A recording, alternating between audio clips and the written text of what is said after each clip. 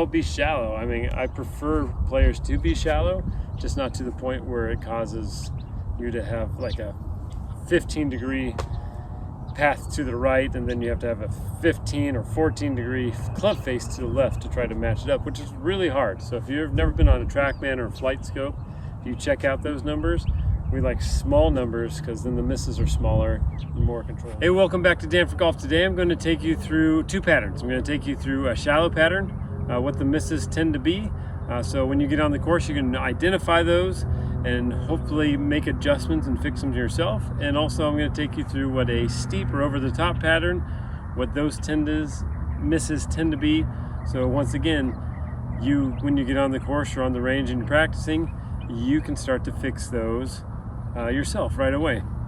And as always, if you're brand new to our channel, subscribe.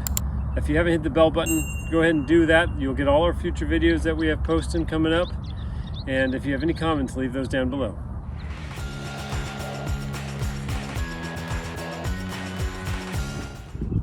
All right, so if you are shallow or somebody who swings more from the inside, all right, if you don't know what that looks like, it's somebody who tends to kind of drop into here, kind of get stuck back there, right? Or you could just be somebody who's really flat and then they're drop it way in that way. All right, either one of those. Shallow is just when the club lays down, all right, and kind of gets stuck behind you. So that is the move that we're talking about first today. So for all you shallow golfers out there, the first miss that is going to be most common is you're going to be pushing it out to the right. So the club's dropping back behind you and your club face is probably actually going to be pretty square. But when it's so far stuck behind you and you're swinging to the right, it tends to be a push. All right, so if you find yourself and the ball just goes right pretty much all day long, all right, it is most likely the club face coming from the inside and you're pushing it out to the right. All right, so you can still be shallow. I mean, I prefer players to be shallow, just not to the point where it causes you to have like a 15-degree path to the right, and then you have to have a 15 or 14-degree club face to the left to try to match it up, which is really hard. So if you've never been on a TrackMan or a flight scope, if you check out those numbers, we like small numbers because then the misses are smaller and more controllable also, right? But that is our number one fault that we usually see from a shallow golfer is the club face doesn't match that path, and we tend to block a lot of stuff out to the right. The next move that shallow golfers tend to struggle with is, we'll talk about the divot pattern, okay? Divot patterns, when you're shallow, they tend to be behind the golf ball. So you're swinging in shallow, and you'll tend to hit behind it, all right?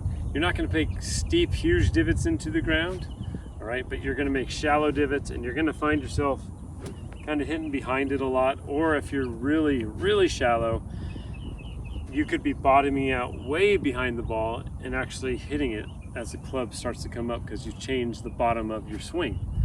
All right, so shallow golfers, be careful that when you're coming into it that you're not so much underneath it that the bottom of the swing is back here and you're on your way up. So you might be topping it thinking that you're pulling your chest up, something like that, but it could just be that the club is so much behind you that it's causing you to hit the club on the ball on the upswing, especially with the irons, or just kind of take shallow, kind of weak divots behind it.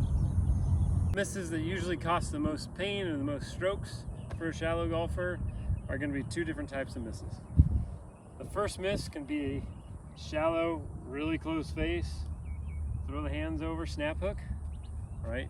Or the one that we don't like to talk about a whole lot is if you are so shallow and you're swinging in this way, pushing your hands out to the right, you're going to start hitting it off the hosel and you're going to make shanks. All right, there's different ways to make a shank. There's different ways to make a snap hook, but this is going to be the two common big misses that cost you lots of strokes when you're out there at a shallow golf swing. Right now, we're going to cover what a steep swing looks like, kind of in the same order. So if you're a person who is steep or somebody who swings over the top, right, that's somebody who gets to the top, the club kind of stands up, we swing across our body. Usually the club finishes really left, right? you'll typically have 3 different types of misses, right? The first miss is you come down steep, you've got a closed face, and you just hit this monster pull across, and it just goes way left, right? The next miss, and it actually can be somewhat successful, to tell you the truth, but it just doesn't happen very often if you're steep, is the face is still closed and the path is still left, right? And it ends up being like a pole cut. All right, that's the one that every once in a while you hit it and you're like, that was great, got in the fairway, you're successful. Then the next one, you step up to it, you have the same path. This time you don't get the face closed enough and it's open, and you hit a big block slice out to the right and you're in big trouble. All right, so those are the 3 types of misses that you encounter when you're steep. So to sum up somebody who's steep, you're gonna toe the ball a lot, you're gonna make some big, thick divots, you're still gonna hit behind it. Every once in a while you actually be able to hit the ball first.